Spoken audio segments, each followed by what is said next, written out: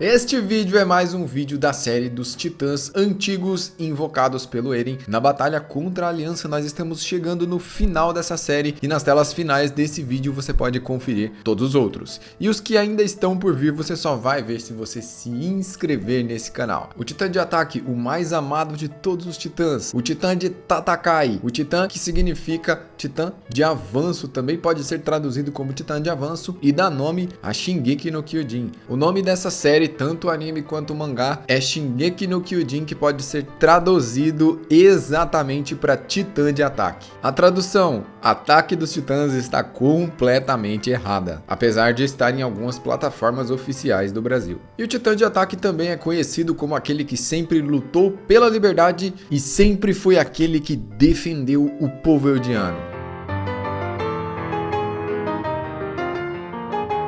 Salve fanáticos em Attack on Titan e inscritos desse canal. Se você ainda não é inscrito e gosta de Attack on Titan, se inscreva e bem-vindo à família Anime no Kokoro. Já sei que tem muita gente essas horas falando: ai Joel, você sabe mais que os dubladores e tradutores oficiais do Brasil. Vamos conferir o próprio Eren falando titã de ataque? Shingeki no Kyojin, Shingeki no Kyojin. Olha aí o nosso protagonista falando Shingeki no Kyojin, titã de ataque. E o titã de ataque dá nome a essa série por ser um titã extremamente especial, mais especial que os outros. Ele, assim como os outros, é derivado do titã fundador e veio da Ymir, a primeira titã. Mas o titã de ataque tem várias habilidades que não dependem do sangue real, e isso coloca ele acima de vários titãs, inclusive até do próprio titã fundador. Calma que eu já explico. Se você tem o titã fundador, você precisa do sangue real para usar todas as suas habilidades. E se você não tiver habilidades o suficiente para controlar o titã mesmo tendo sangue real, você pode perder, assim como Frida, por exemplo, que além de ter o sangue real, ter o titã fundador, perdeu ali no combate mano a mano com o titã de ataque do Grisha. Então o titã de ataque, ele é realmente muito poderoso e não necessita do sangue real para ativar todos os seus poderes e habilidades. Existia há algum tempo atrás um outro erro de tradução que falava que o Coruja tinha sangue real. E realmente, quando eu assisti esse episódio pela primeira vez, a legenda dizia claramente que o Coruja tinha sangue real, que os pais dele tinham sangue real, mas no final das contas foi só mais um erro de tradução. Se fosse assim, poderíamos deduzir que o Coruja só conseguiu ver aquela cena, ter aquela memória e falar para o Grisha defender Eren e Mikasa por conta de seu sangue real, mas depois que isso foi quebrado, a gente viu que o titã de ataque realmente tem acesso a memórias futuras sem a necessidade do titã fundador, sem a necessidade do sangue real, muito diferente dos outros titãs, que precisam de sangue real para acessar outras características, como o bestial do Zeke, por exemplo. Já havia uma geração do bestial que não tinha muitas habilidades, mas o Zeke,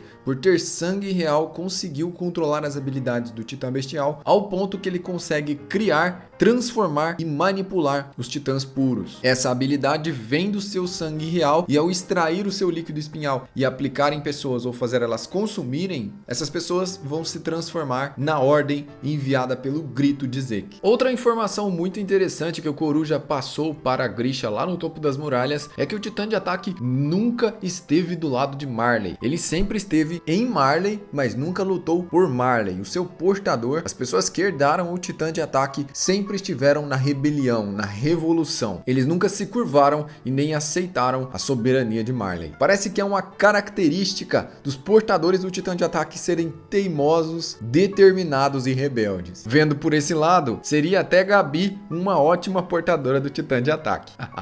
Brincadeiras à parte, esse titã tem esse nome exatamente por causa da sua capacidade de ataque e de avanço. Apesar de não ter conseguido trabalhar muito bem a forma Berserker no mangá, o Isayama colocou ela no anime e canonizou ela, falando em uma entrevista que o modo Berserker sim é canon, apesar de não estar no mangá. Uma coisa que não é muito comum em animes. Geralmente, se uma coisa não tem no mangá, não é canon. Mas o próprio autor confirmou, então a gente pode ficar tranquilo que o modo de avanço, o modo Berserker, realmente é real. E Coruja, o Eren Kruger, portando seu titã de ataque, fingiu ser um marleano com a ajuda de um médico que também era rebelde, que falsificou os seus exames de sangue, fazendo com que Eren Kruger, o Coruja, se passasse por um marleano, e por muito tempo ele agiu como tal, torturando e massacrando o seu povo, fingindo que tinha um extremo preconceito por eles, os maltratando e os levando para o paraíso, para tomarem suas injeções e se tornarem titãs puros. A última pessoa que Coruja transformou foi Grisha. Antes de transformá-lo, ele deu todas essas informações importantes sobre o titã de ataque, e também disse para Grisha ir para dentro das muralhas e defender o futuro, que seria de Mikasa e Armin. Sem saber explicar de quem eram essas memórias, Coruja ali estava acessando memórias do futuro, e essa foi a primeira dica que a gente teve que o titã de ataque poderia ver além dos tempos. O titã de ataque aqui mostra que ele é um dos titãs originais, talvez entre os 9 o titã mais conectado com a coordenada, o mais próximo do titã fundador, capaz de acessar as coordenadas e viajar por entre as memórias no tempo do povo eldiano. E nesse momento o Coruja estava acessando memórias de pessoas que nem haviam nascido ainda. Grisha ainda iria conhecer Carla e ter o seu filho Eren Yeager. E seguindo as orientações de Eren Kruger, Grisha comeu Eren e foi para dentro das muralhas. Assim que ele devorou o Coruja, ele teve que atravessar vários quilômetros de titãs puros usando seu titã de ataque. Aqui a gente vê como que o titã de ataque tem que ser habilidoso para aguentar esse monte de titãs puros, como o pai do Eren, o Grisha, foi insano no uso do titã para conseguir atravessar um lugar que até mesmo Reiner e Bertholdt tinham medo de atravessar na sua forma de titãs. Eles diziam que era muitos titãs puros para eles atravessarem, pois Grisha atravessou tudo, passando com seu titã de ataque por todos os titãs puros, provavelmente derrotando muitos deles pelo caminho ou andando à noite e descansando durante o dia. Ele teve que ter uma estratégia muito complexa para atravessar todo o espaço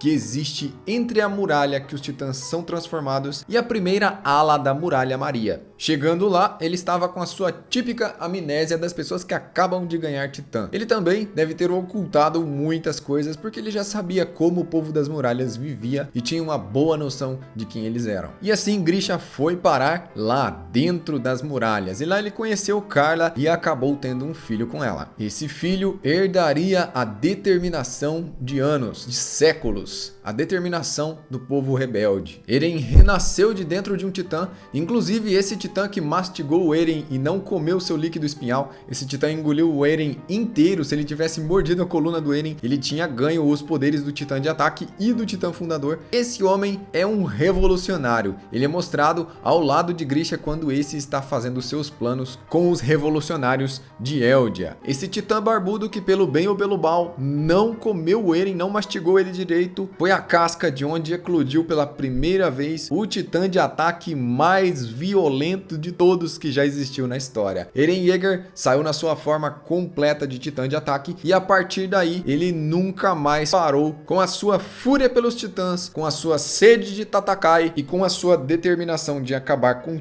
todos os titãs. Eren continuou avançando e evoluindo até o dia que ele enfrentou a Aliança. Eren se colocou como vilão para que seus amigos fossem dados como heróis e fazendo isso ele invocou vários titãs de ataque. E é claro que nós vamos analisar cada um deles coloridos. Porque apesar de ter uma história muito interessante, os titãs de ataque que já apareceram na série, nós já sabemos como eles são. Mas e esses titãs que apareceram nas costas do fundador? Quais são de fato os seus poderes e habilidades? E será que tem uma fêmea de ataque? O primeiro titã de ataque que a gente vê ali tem os olhos profundos, as orelhas pontudas como as do Eren e os dentes para fora. A sua aparência parece demais com o titã do Grisha, mas não é o titã do Grisha, porque o titã do Grisha tem vários pelos. E esse aí é uma forma musculosa, como a maioria dos titãs, mas ele não tem pelos. O que nós podemos deduzir desse titã é que, além dele ser um titã de ataque, logicamente, ele tem poderes e habilidades muito semelhantes ao que o Coruja tinha e a que o Eren tinha, porque eles são muito semelhantes. Já esse outro titã,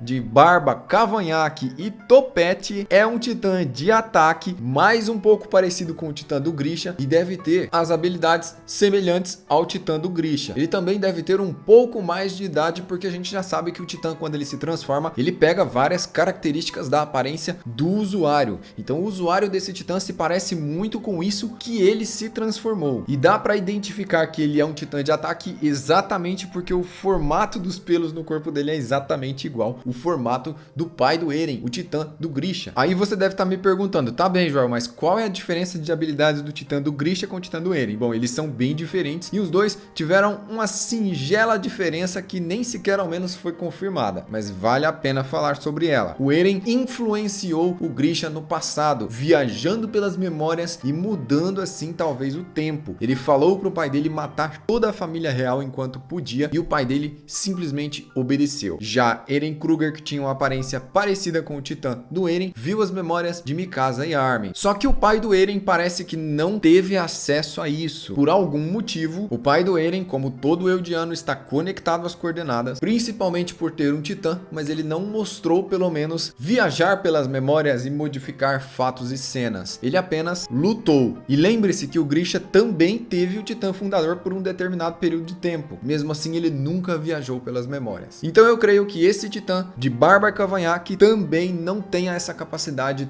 pelo menos tão fácil de viajar pelas memórias quanto Kruger e Eren tinham como praticamente um dom natural. Lembrando que esses fatos que eu acabei de falar estão apenas no campo da teoria. O outro titã de ataque é careca, também tem os olhos profundos, parece que não tem nariz e é extremamente barrigudo. É um titã de ataque. Se você comparar com todos os outros titãs, ele não pode ser nenhum dos outros, a não ser que ele seja uma versão do titã fêmea. Mas eu creio que esse realmente seja um titã de ataque. Um titã de ataque careca, com os dentes todos à mostra, a sua arcada dentária para fora e lutando ali com a Annie em forma de titã fêmea, provavelmente com uma grande capacidade de batalha e de combate, assim como todo o titã de ataque. No vídeo dos titãs encouraçados, a gente já tinha mostrado um titã tiozão, que também tinha umas entradas nos seus cabelos. Esse aqui é mais um titã tiozão, o usuário dele provavelmente era um tiozão pançudo e careca, igual o outro lá que tinha umas grandes entradas. Então a gente tá vendo aí que teve uma era de titãs que era todo mundo meio que melhor idade ali, a galera mais experiente, eles já não iam viver muito tempo mesmo, então passa 13 anos sendo titã. E esse outro titã de ataque também me chama a atenção porque ele tem poucos cabelos na cabeça, ele tem uma barba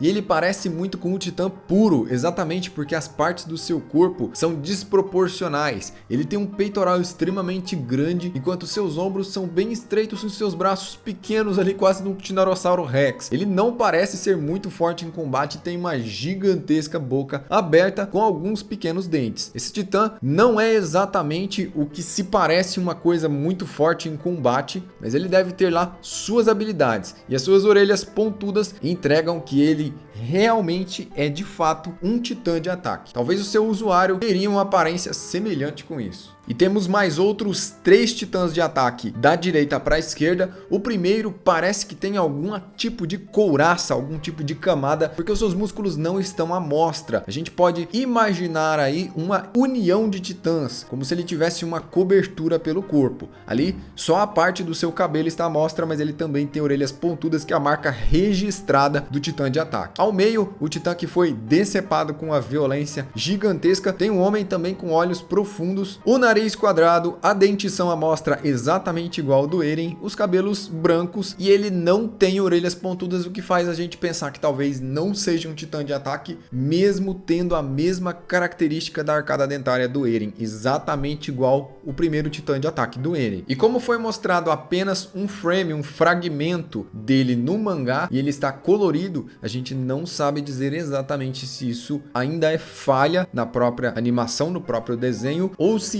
realmente ele é desse jeito. São pequenos fragmentos esses últimos 3 titãs. E temos mais um titã de ataque agora na esquerda, com a barriga grande, os braços finos, as costas e o peitoral gigantescos e a característica que a gente descobriu no Grisha, o cabelo e barba longos, mostrando assim mais um titã de ataque. Imagina só se o Eren resolve usar todos esses titãs de ataque para bagunçar o tempo. O mundo nunca mais seria o mesmo. Mas parece que ele não é capaz de fazer isso. Um dia eu faço um vídeo teorizando sobre essa possibilidade. Para ver esses vídeos sobre os outros titãs, os titãs antigos que já foram invocados, eu vou deixar o link da playlist aí nas telas finais. E também para ver os próximos, não deixe de se inscrever nesse canal. Eu sou o Joel, eu vou ficando por aqui, compartilhe esse vídeo e até a próxima.